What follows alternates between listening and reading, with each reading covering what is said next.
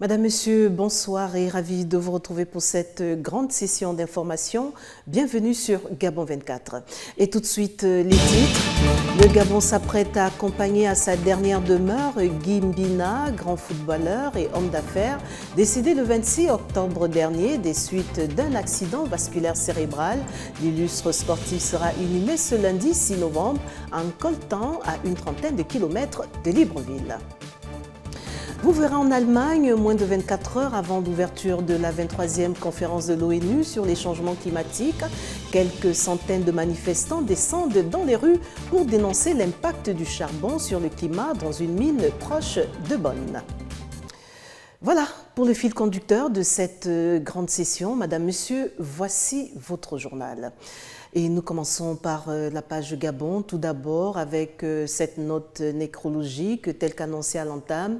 Guy Mbina, décédé le 26 octobre dernier des suites d'un accident vasculaire cérébral et qui a marqué les esprits des Gabonais comme footballeur, puis homme d'affaires, sera inhumé ce lundi 6 novembre en coltan à une trentaine de kilomètres de Libreville au cimetière familial. Ces obsèques ont débuté ce samedi à Port-Gentil, la capitale économique du Gabon. Le compte-rendu de notre correspondant Igor Nanga. C'est la place de la Concorde qui est la première à accueillir parents, amis et connaissances autour de la dépouille du défunt Guy Mbina. L'ancien international footballeur gabonais reconverti en homme d'affaires savait entrer dans le cœur de ceux qui le côtoyaient. Aujourd'hui visiblement dévasté par sa disparition, tous sont tenus à lui rendre un dernier hommage. Tout ce monde vient de magnifier ce au revoir, parce que l'homme ne part que comme il a vécu sur terre. Oui, tu es un grand homme, tant sur le plan amical, familial, sportif, professionnel. C'est pour ça que tous nous sommes là aujourd'hui. Sans tourner tant de tes amis de tous les jours, par ma voix, te disons au revoir, repose en paix et que la terre te soit légère. Un témoignage exprimé ici par plusieurs organisations se souvenant de la chaleur de l'homme qu'il était. Le ballet de revoir s'est poursuivi jusqu'au domicile de la famille durement éplorée. Ce fut ainsi toute la nuit pour ensuite laisser place aux civilités de sa famille spirituelle. Guy Mbina était un chrétien catholique et très engagé, notamment dans la construction en cours de la paroisse Sacré-Cœur de Bac-Aviation, qui a su saluer l'altruiste qu'il fut. À 53 ans, c'est donc un beau petit monde que Guy Mbina laisse inconsolable, parmi lesquels une veuve et plusieurs enfants. À l'heure où nous diffusons, la dépouille de l'ancien président de l'association des footballeurs professionnels est transférée sur Libreville pour la suite de ses obsèques. Il sera inhumé en coltan sur la Nationale 1.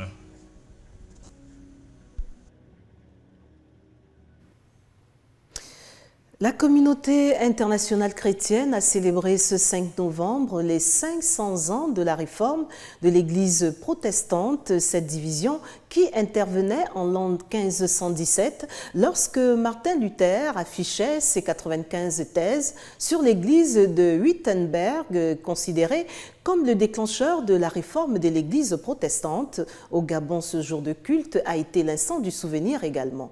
Kenny Onguri, Hervé Aubian. C'est un événement historique qui remonte au 31 octobre 1517, date jugée symbolique qui marque le fameux affichage des thèses contre les indulgences par Martin Luther, considéré comme le déclencheur de la réforme de l'Église protestante. 500 ans plus tard, l'Église garde le souvenir de ce nouveau regard. Ce que nous retenons de ce grand mouvement qui a eu en 1717, c'est sur le retour des Saintes Écritures, et que l'homme aujourd'hui est sauvé par grâce, et non par ses œuvres, mais par la foi, le salut qui amène le croyant à se saisir de la portée dont la révélation n'est rien d'autre que les Saintes Écritures. Les réformateurs ont jeté un regard neuf sur le cœur de l'Évangile. Dieu n'est pas à vendre ni à acheter. Il est amour et rend l'être humain juste par sa seule volonté. Cette redécouverte fondamentale a changé l'Église à travers le monde et partage davantage un message de foi aux chrétiens. Le message que l'Église lance à l'humanité, au monde aujourd'hui, essaie d'interpeller aux uns aux autres qu'au-delà de cette existence de ce monde, nous devons croire que Dieu, qu'il y a un Dieu en toi, dont Dieu le Père, Dieu le Fils, Dieu le Saint-Esprit. Au Gabon, cette célébration coïncide également avec les travaux d'extension et de reconstruction du foyer protestant de Libreville au 9 étages, vitrine de l'église évangélique du Gabon. À un moment donné de l'histoire ce temple faisait la fierté de l'église évangélique du Gabon. Et aujourd'hui, ce temple se trouve dans un état délabré. Nous avons pensé qu'il était nécessaire d'adapter le temple aux normes de notre image. Les fameuses 95 thèses affichées par Martin Luther il y a tout juste 500 ans sur les portes de l'église de Wittenberg, contestant des pratiques corrompues de l'église de l'époque, en sont un exemple particulièrement marquant, donnant naissance à tout un courant du christianisme, le protestantisme, sous toutes ses formes. L'entente syndicale de l'éducation nationale entre en scène. Ce nouveau-né des syndicats des enseignants veut inscrire son action dans le dialogue permanent avec le gouvernement. Le bureau syndical des Seines vient d'effectuer sa première sortie officielle. En témoigne ce compte-rendu d'Ismaël Obianzi. L'entente syndicale de l'éducation prend ses marques. Cette ancienne nouvelle structure regroupant les enseignants unis pour bâtir une école gabonaise durable veut ratisser large avec des adhésions formelles et non forcées. La démarche des Seines, en sigle, consiste par ailleurs à reconnaître d'abord les acquis des luttes menées par leurs prédécesseurs pour ensuite souhaiter un dialogue permanent avec l'administration de l'éducation nationale. Les deux partenaires se parlent régulièrement. Il y a très peu de risques de clash, pour ainsi dire. Donc, se parler est très important dans un partenariat. La vision des Seines est donc simple. C'est d'effacer de la tête qu'un bon syndicat, c'est celui qui appelle à la grève. Dans le partenariat, on parle de partenaire, c'est de proposer. Il faut être participatif. C'est ça la nouvelle vision de l'ESN. Éviter tout clash entre la tutelle et ses partenaires sociaux passe selon ESN par une approche commune des problèmes du secteur éducation avec un plan d'urgence bien élaboré. Ce qui est essentiel, c'est d'absorber les effectifs pléthoriques. Ce qui est essentiel pour nous, c'est de doter les établissements scolaires de moyens didactiques fiables, adaptés au XXIe siècle. Vous savez, il n'y a pas une école moderne, le lycée Mba, le lycée Nelson Mandela, et une école périphérique, le lycée de Siban, le lycée de Minvoul. Toutes les écoles doivent avoir le même matériel didactique. Or, qu'est-ce qu'on observe aujourd'hui? C'est que l'élève qui apprend au lycée Mba, il a à peu près le nécessaire. Mais si vous allez à Minvoul, il n'y a pas de bibliothèque, il n'y a pas de librairie, il n'y a pas de salle de laboratoire. C'est dans cette dynamique que s'inscrit aussi la vision du collectif des enseignants du primaire et pré-primaire venus participer à la sortie officielle de l'entente syndicale de l'éducation nationale. La note politique de ce journal nous conduit à Makoko où nous allons de ce pas rejoindre en ligne Eric Hervé Mouelé, notre confrère de Gabon Télévision qui nous attend. Hervé, Eric, bonsoir. Bonsoir. Alors, vous êtes à Makoko où s'est tenu ce week-end le Conseil provincial du Parti démocratique gabonais. Pouvez-vous nous faire le point des travaux? Ah oui, il faut dire que ce Conseil provincial, l'information qu'il faut retenir, c'est que ce Conseil provincial a accouché d'une souris. L'élection des nouveaux responsables des organes du parti dans la province n'a pas pu se tenir. Les membres du bureau politique de la province et même les militants et sympathisants contestent les orientations du secrétariat exécutif. Ils estiment que les prescriptions énoncées hier lors de l'ouverture de ces assises par le secrétaire général du parti Éric Dodo Bungenza sont en décalage avec le point de la note d'orientation concernant la composition des délégations au Conseil provincial. Alors, ils ont alors décidé de proposer au bureau du Conseil provincial le retrait du point de l'ordre du jour relatif à l'élection des membres du bureau politique, des membres du Conseil national et des membres du comité central.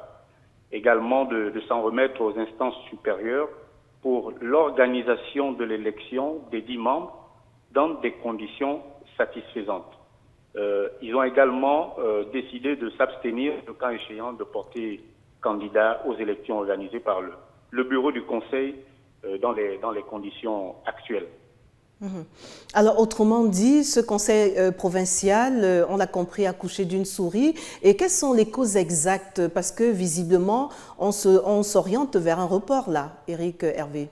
Oui, et très concrètement, c'est que le secrétaire général du parti, Éric Dodo Bungenza, hier, avait donné des prescriptions au collège électoral qui est devenu séance tenante. qui ne devait plus procéder par le consensus, mais plutôt par le vote direct des militants de base. Or, les responsables politiques de la province avaient déjà prévu une organisation avec ces différentes délégations qui sont dans les différents départements, un peu très éloignés de la commune de Makokou.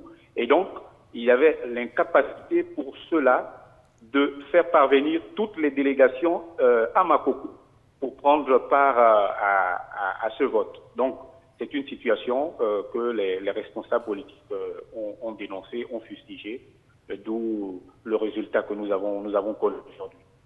Alors, on parle d'une motion. Qu'est-ce qu'elle décline, cette motion?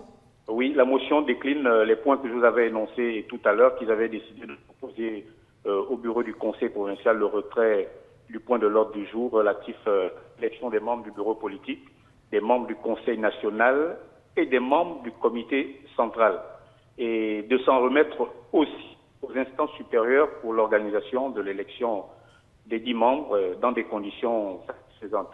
Il faut également relever que ce conseil provincial a connu une forte mobilisation des militants et sympathisants de la province de Logoué-Vindo.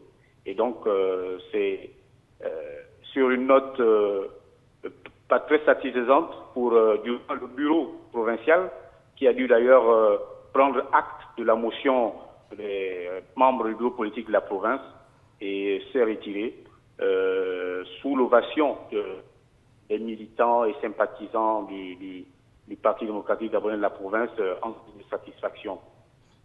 Merci Éric Hervé Mouélé pour toutes ces précisions sur le conseil provincial du Parti démocratique gabonais qui s'est donc déroulé à Makokou, et nous sommes là à Makokou, dans la province de Logoué-Vindo, qui a accouché d'une souris. Gabon 24 va surveiller ce report des élections ou des choix des membres des bureaux pour vous. Merci encore pour toutes ces précisions, Éric Hervé Mouélé. Nous poursuivons avec la page Gabon, et pour la tournée, c'est avec une note de sport. L'association gabonaise de karaté Wado-Ryu, dis-je bien, est disciplinaire associée à démarrer ses activités de début de saison ce dimanche 5 novembre au gymnase du lycée national Léomba, et nous sommes là dans le premier arrondissement de la capitale gabonaise. Le stage a été dirigé par Maître Ndonsima, 5e dan de karaté. Limbrice Boubala, Hervé Aubian. Pour cette ouverture de saison 2017-2018 à laquelle prenaient part plusieurs clubs de la place, l'accent a été mis sur les techniques de base revisitées ici par Maître Ndonsima, 7e dan de karaté. Ces retrouvailles ont permis également de révéler au grand jour l'association Gabon Wadokai, portée sur les fonds baptismaux il y a 8 mois et qui vient apporter sa pierre à l'édifice et enrichir l'environnement de la discipline. Wado-Ryu, c'est une école de karaté qui a sa philosophie, sa manière de voir les choses. Wado-Ryu veut dire la voie de la paix et de l'harmonie. Donc pourquoi le choix de Ndonsima? Ndonsima Raymond, le maître Ndonsima Raymond est le premier directeur technique national du Gabon, le premier entraîneur national du Gabon, le premier Africain à avoir atteint les 16e de finale lors d'un championnat du monde en 1980. C'est tout bénéfice pour la fédération que cette association ait organisé aujourd'hui son entrée massive. Et je crois que c'est une valeur ajoutée au processus de vulgarisation du karaté que j'ai entrepris depuis mon positionnement au niveau de la tête de la fédération. Ce stage technique qui vient à peu nommer a permis de mettre en lumière les spécificités du Wado-Ryu, mais aussi et surtout d'affiner les fondamentaux, gage d'une bonne maîtrise de la discipline. Quels que soient les styles, les problèmes de fond sont les mêmes. C'est-à-dire, on doit travailler les bases, maîtriser les bases. Alors dans chaque style, la façon de faire les bases est spécifique, mais au fond, tout le monde a besoin de travailler ses bases. Donc puisque les bases sont la clé de tout le karaté, il est évident que quand on se mélange comme on est là, Shotokan, Wado-Ryu, Goju-Ryu, etc., ça ne change rien. Chacun doit travailler fondamentalement les bases. A noter que cette activité s'est effectuée en présence du président de la Fédération gabonaise du karaté-do et d'arts martiaux affinitaires, venu personnellement prendre part à cette manifestation de début de saison. Ouvrons la page Afrique en Égypte où le président Ali Bongo Ondimba est arrivé ce dimanche à Sharm el-Sheikh, la célèbre ville balnéaire d'Égypte où il prendra part au sommet mondial de la jeunesse. Ali Ranad Rajumba de la presse présidentielle. À l'invitation de son homologue Abdel Fattah al-Sisi, président de la République arabe d'Égypte, Ali Bongo Ondimba, président de la République, chef de l'État, est arrivé à Sharm el-Sheikh où il prendra part aux côtés d'autres chefs d'État au Forum mondial de la jeunesse. Le chef de l'État a été accueilli fraternellement par les autorités égyptiennes. Un déplacement qui cadre avec sa vision et son leadership sur les questions d'émancipation et d'épanouissement des jeunes. À l'occasion de ce forum de Sharm el-Sheikh, des prescripteurs, des leaders d'opinion, des dirigeants d'entreprise, des chefs d'État, dont le président de la République, chef d'État Ali Bongo Ondimba, se prononceront devant des milliers de jeunes sur des sujets d'actualité. Entre autres, exploiter le dividende démographique à travers des investissements dans la jeunesse et réaliser le concept de développement durable. Le rôle des jeunes dans la lutte contre le terrorisme, les raisons de l'immigration, mais aussi la différence entre culture et civilisation, conflit et intégration. Notons que l'intérêt de ce Forum mondial de la jeunesse s'inscrit dans l'objectif de rassembler les jeunes du monde entier dans le but d'exprimer leur opinion, de partager leur expérience et de faire des recommandations aux décideurs et aux différentes personnalités influentes de la planète sur leurs préoccupations. À marge de sa participation au Forum mondial de la jeunesse, le président de la République, chef de l'État Ali Bongo Ondimba, échangera avec son homologue Abdel Fattah al-Sisi 2 mois après la visite d'État effectuée par ce dernier à Libreville. Au Zimbabwe, une Américaine de 25 ans qui avait comparé sur les réseaux sociaux le président Robert Mugabe à un lutin a été placée en détention provisoire ce samedi après avoir été accusée devant le tribunal de subversion. Jamila Mbengma nous en dit plus.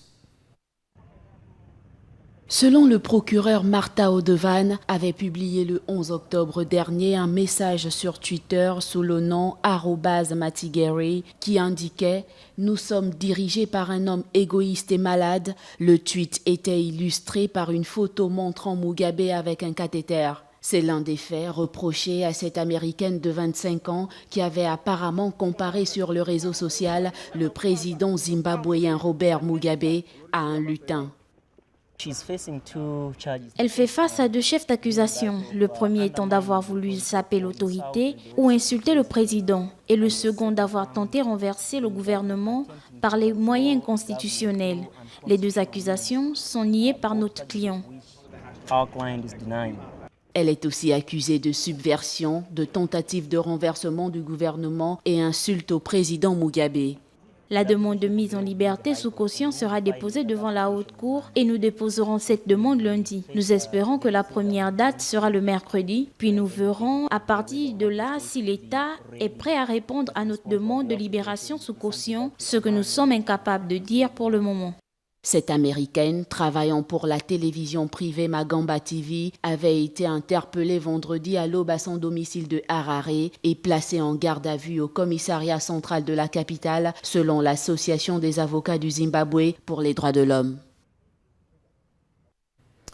Cap sur le Nigeria, et c'est en bref et en images, la 2e édition de la foire d'art contemporain Ardis à Lagos rassemble jusqu'à ce dimanche des milliers de visiteurs venus contempler les œuvres d'artistes africains et notamment nigérians, des artistes qui pour certains voient en l'art un acte politique et n'hésitent pas à faire passer des messages. Écoutons quelques réactions.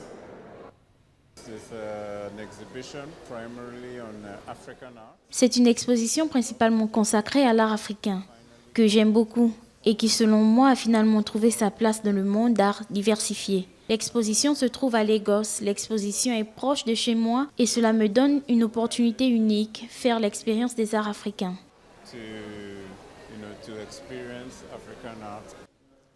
Si vous ne savez pas d'où vous venez, comment pouvez-vous savoir où vous allez ? Il est donc important que nous comprenions ce qu'est notre histoire et qu'elle soit enseignée dans les écoles. Pas en reste vos actualités hors du continent. Tout d'abord, le président américain Donald Trump a averti ce dimanche qu'aucun dictateur ne devrait sous-estimer les États-Unis dans une allusion à peine voilée à la Corée du Nord qui devrait dominer son voyage en Asie. Retrouvons Jamila Mbengman. Ce premier voyage de plus de 10 jours en Asie du président américain Donald Trump, le plus long dans la région d'un chef d'État américain depuis un quart de siècle, intervient après des mois de surenchère verbale entre Washington et Pyongyang, dont le programme nucléaire avance à grands pas. Personne, aucun dictateur, aucun régime ne devrait sous-estimer la détermination américaine.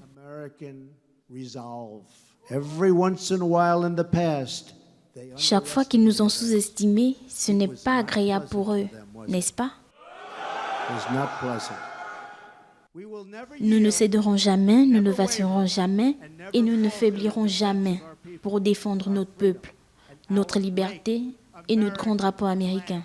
Après Tokyo, puis Séoul, le président américain doit se rendre en Chine. Il participera ensuite au sommet de l'APEC au Vietnam et de l'ASEAN à Manille et a annoncé ce dimanche prévoir aussi de rencontrer le président russe Vladimir Poutine au Vietnam. Accompagné de son épouse Melania, Donald Trump a descendu les marches de l'avion présidentiel sous un ciel radieux avant d'aller saluer pendant de longues minutes la foule qui l'attendait sur le tarmac. Il a été accueilli par le ministre japonais des Affaires étrangères, Taro Kono. Je vous le disais en titre, en Allemagne, quelques 200 manifestants sont venus ce dimanche dénoncer l'impact du charbon sur le climat dans une mine proche de Bonn, l'ex-capitale allemande, où s'ouvre ce lundi la 23e conférence de l'ONU sur les changements climatiques. Gabriel Ratanga nous en dit plus.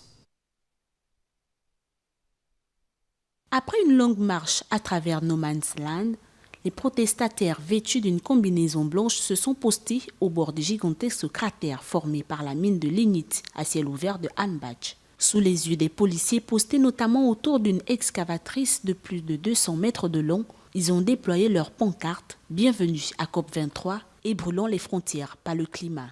Sur la scène internationale, politiciens et corporations se présentent comme des sauveurs du climat. Située à une cinquantaine de kilomètres à l'ouest de Bonn, en Rhénanie, la mine de lignite visée dimanche appartient au groupe allemand Rewe.